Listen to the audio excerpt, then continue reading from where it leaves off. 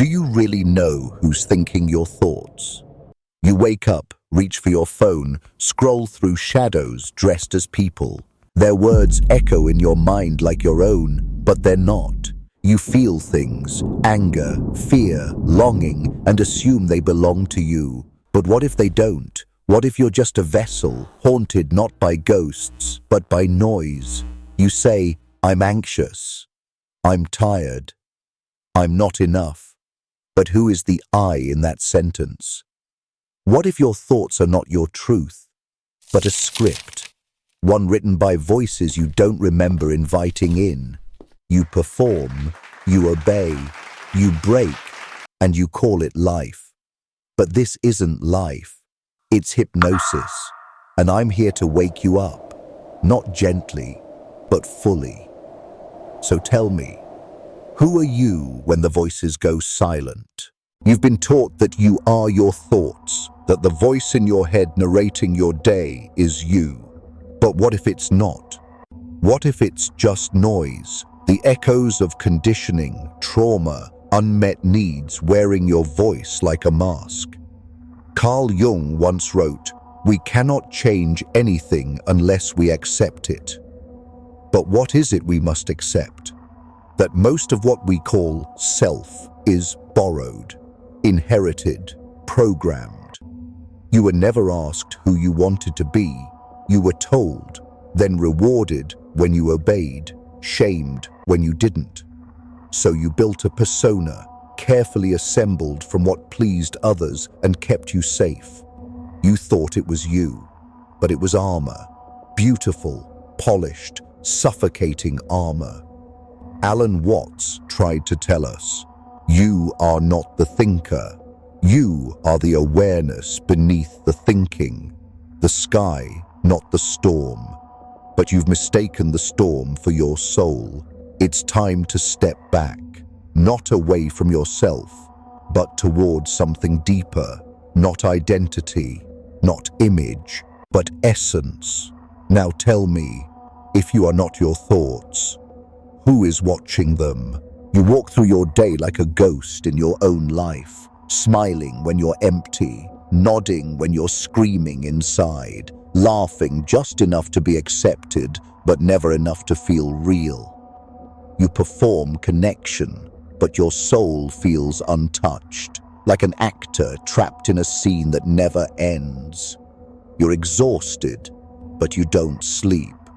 You lie awake, bargaining with your mind, trying to solve problems that don't exist, replaying conversations that already happened, imagining futures that never will.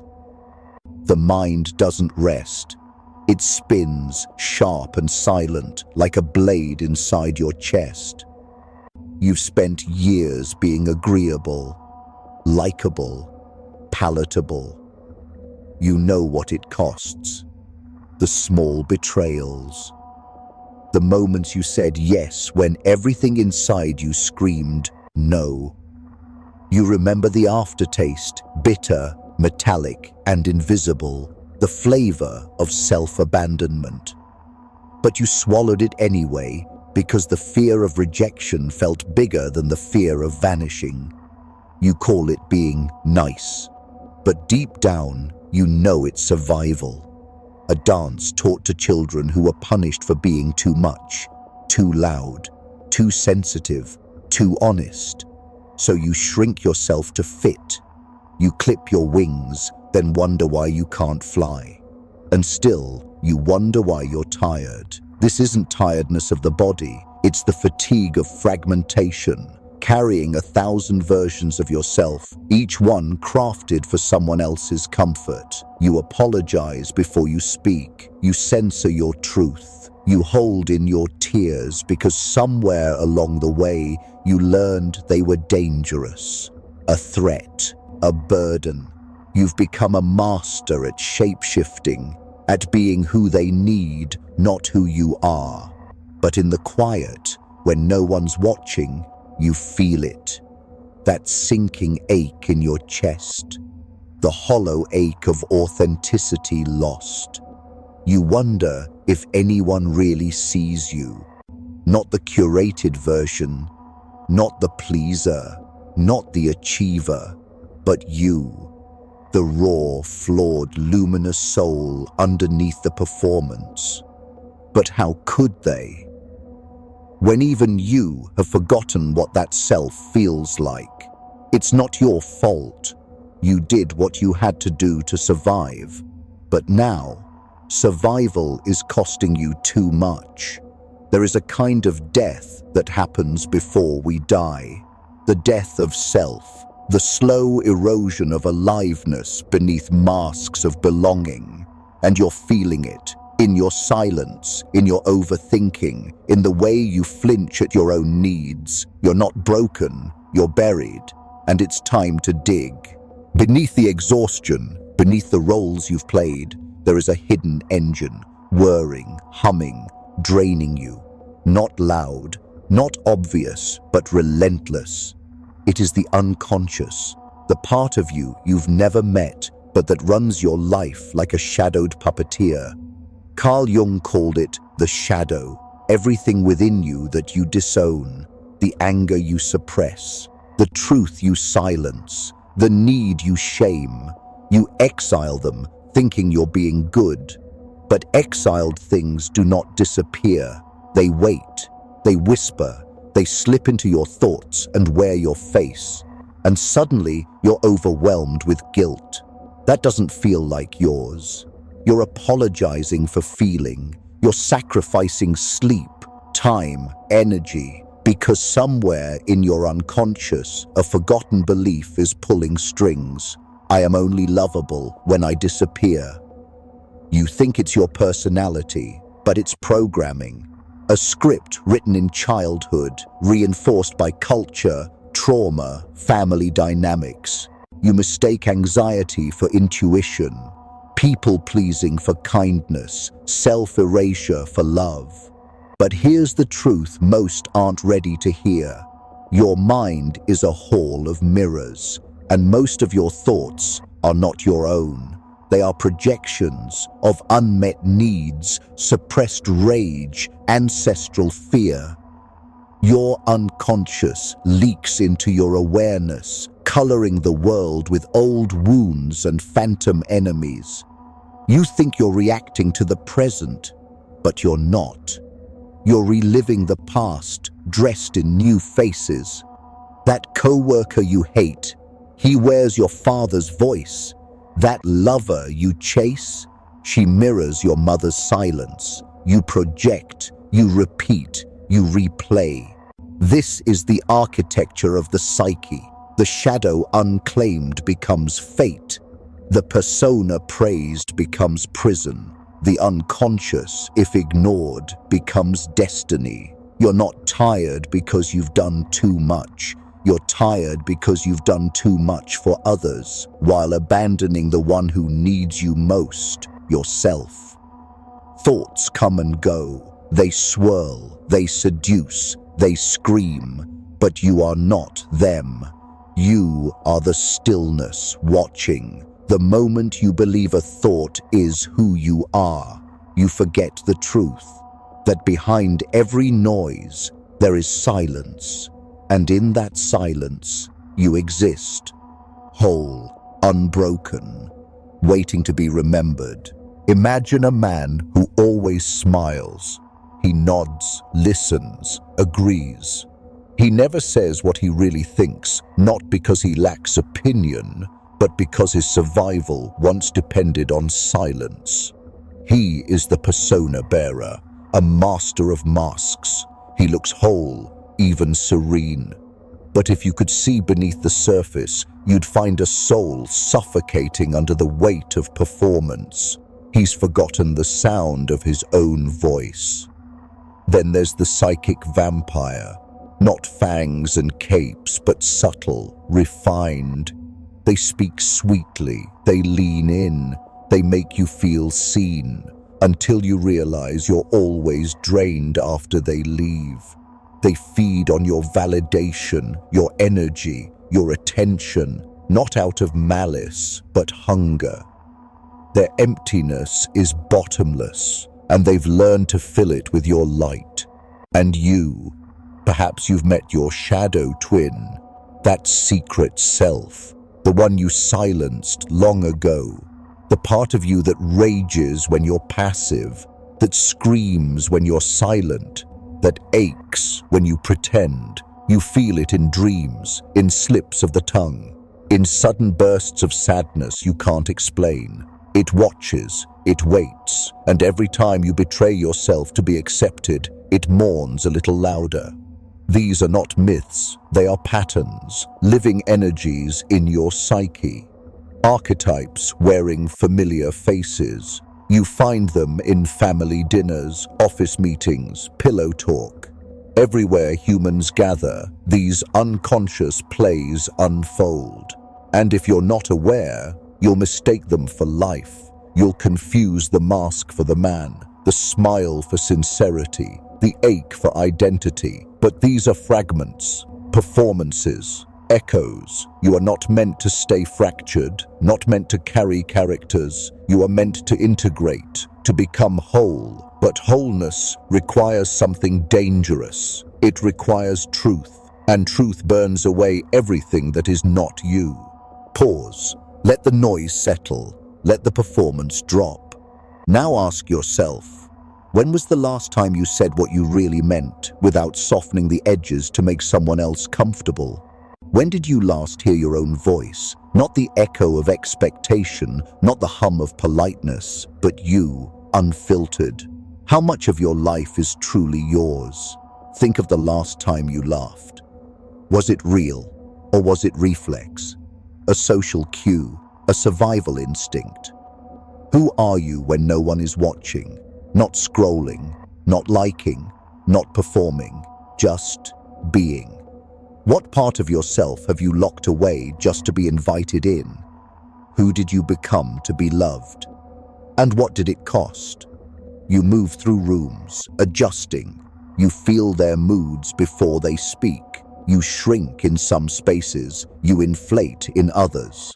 But when do you arrive? How many times have you said yes when your bones whispered no? Look into your reflection, not the polished version, not the curated angles, but the tired eyes, the jaw you clench in silence. What is it trying to say? There is a part of you that's never been touched by shame, a part that knows how to scream, how to dance, how to grieve, a part you buried to be good. Do you remember it? Do you want to?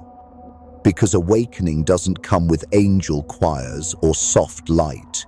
It begins here, in the mirror, in the ache, in the question you've never dared to ask.